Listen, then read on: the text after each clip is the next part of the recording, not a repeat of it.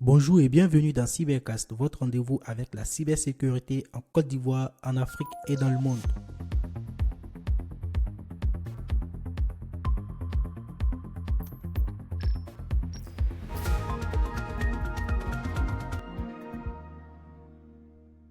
Pour cet épisode, on revient sur les faits marquants de la semaine du 2 au 8 février 2026. Au programme aujourd'hui, un malware Android massif capable d'espionner des milliers d'utilisateurs, des campagnes de phishing de plus en plus sophistiquées qui exploitent les infrastructures cloud légitimes, une cyberattaque majeure présumée contre une administration sénégalaise, des initiatives institutionnelles en Côte d'Ivoire et enfin une vulnérabilité critique chez Cisco. CyberEcho, c'est parti.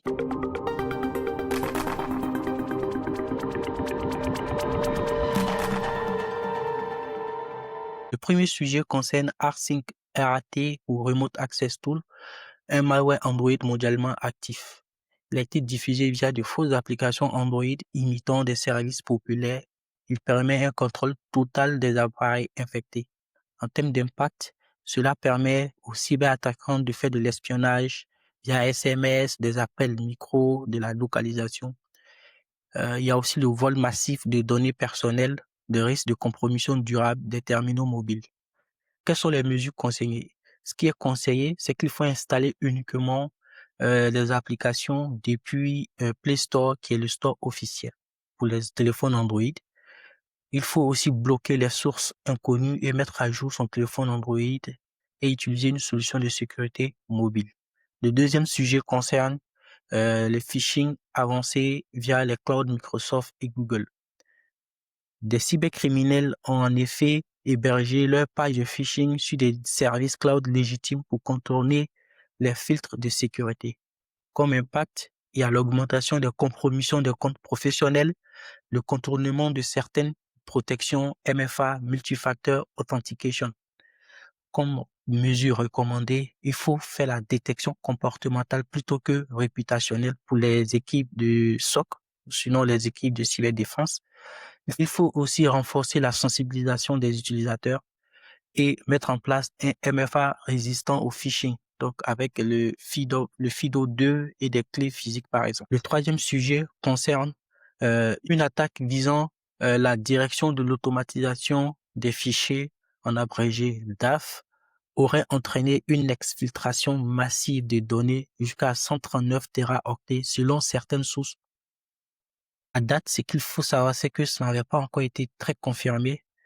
Du coup, en termes d'impact potentiel pour cette structure, il y a forcément le risque d'usurpation d'identité, la perturbation du service de l'état civil sénégalais.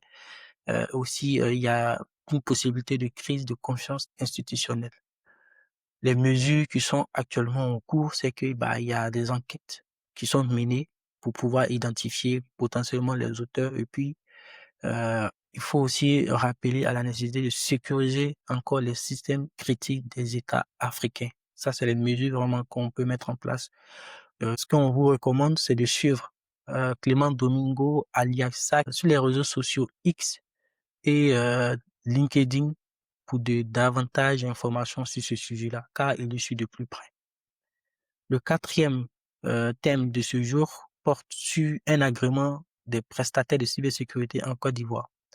Donc, l'Agence nationale de la sécurité des systèmes d'information ivoirienne lance un processus d'agrément des prestataires de services de sécurité des systèmes d'information PSSI.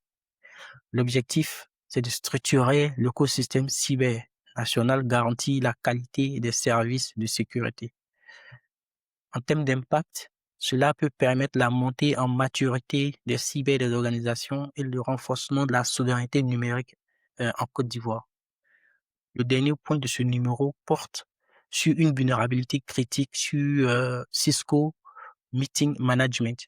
Donc, il y a une faille critique qui permet à un attaquant authentifié d'exécuter des commandes avec privilèges élevés sur les serveurs Cisco Meeting Management.